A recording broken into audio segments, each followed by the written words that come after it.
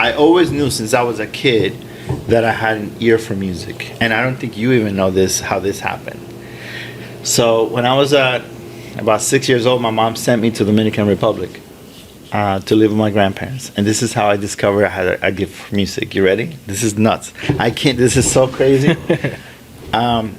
So my mom sent me to Dominican Republic. I'm in DR. Now, Dominican Republic, you know, let's just say that it was like 40 or 50 years behind, in, you know, when I was a kid in technology and in whatever. So I ended up being there, and I lived in a third world country farm, you know, where there was maybe electricity maybe once a month, you know, so we hardly had electricity.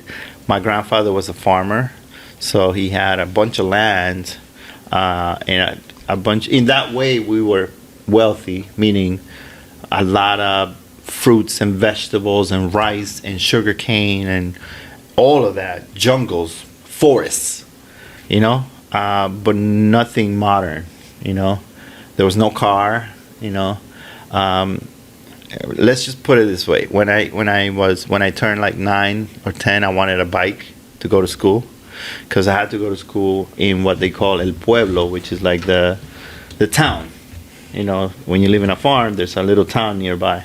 So that's where I went to school, and I wanted a bike. You know, I'm like, yo, fuck, I'm 9, shit, I need a bike. You know, I'm walking like 3 or 4 kilometers for a kid. That's a lot. It's like a mile and change.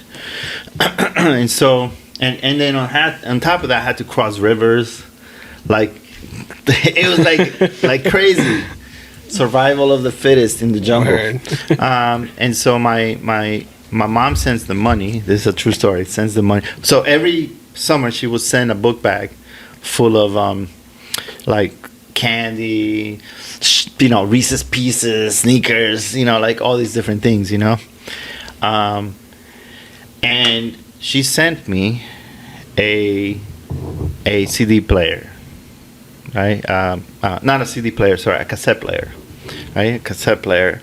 Back in those days, you guys might be too young to know what a cassette is, but I was like, what is this sorcery? What is this incredible thing, you know? And so it had a few tapes, and one of them was this guy named Michael Jackson. So I get this thing.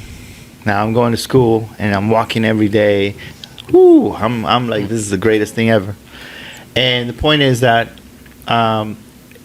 she sends money to get me a bike, and my grandfather decides that no, this is gonna get stolen here, blah blah blah, this and that, and he shows up with a donkey.